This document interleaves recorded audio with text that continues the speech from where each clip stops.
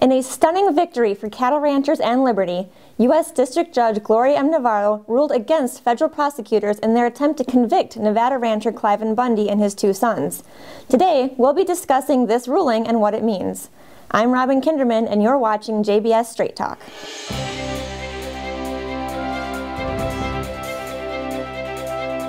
The federal government's 2-year battle against Cliven Bundy and his family is finally over, and the Bundys have won. For those unfamiliar with the Bundy case, Bill Jasper writes in the New American, "The three Bundys and a fourth co-defendant, Ryan Payne, faced multiple felony charges for which they might have been locked away in prison for decades, including conspiracy, threatening a federal officer, and carrying and using a firearm during the confrontation." The Bundy case, in short, began in 2014. The dispute was over the cattle from the Bundy Ranch grazing on public land adjacent to the ranch and the federal government claiming authority to manage it.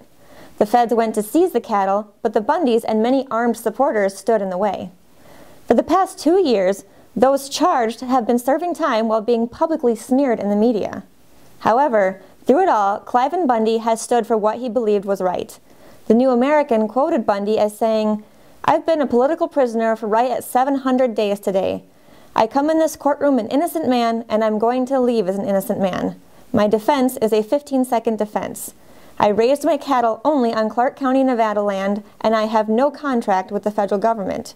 This court has no jurisdiction and authority over this matter, and I have put up with the court in America as a political prisoner for 2 years." Francis Dean, a friend of the Bundys, stated it best in an interview with the New American.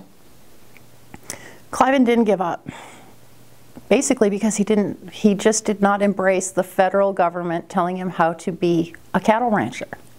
He's still there today. In the end, the final verdict from Judge Navarro dismissed the federal prosecutor's charges with prejudice, meaning that the federal government may not retry the Bundys. The New American also quoted Judge Navarro. "The government's conduct in this case was indeed outrageous," the judge stated. "There has been flagrant misconduct, substantial prejudice, and no lesser remedy is sufficient."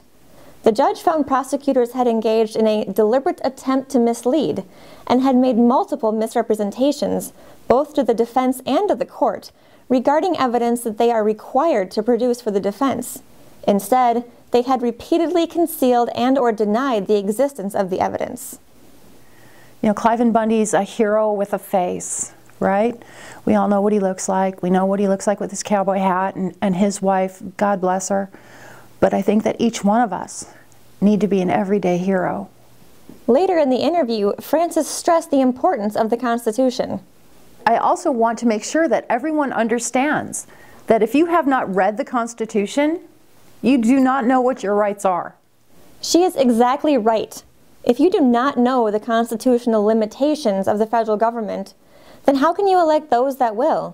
And if you do not know the proper relationship that state legislatures should have with the federal government, then how can you elect those that will properly act to protect the states from tyranny? Download a free Declaration of Independence and Constitution from Constitution Corner at jbs.org. Then apply for membership to help us properly battle federal tyranny. Links are in the description. So until next time, take care and God bless. If you enjoyed this video, make sure to subscribe. Click here to watch more videos. Click here to visit our site.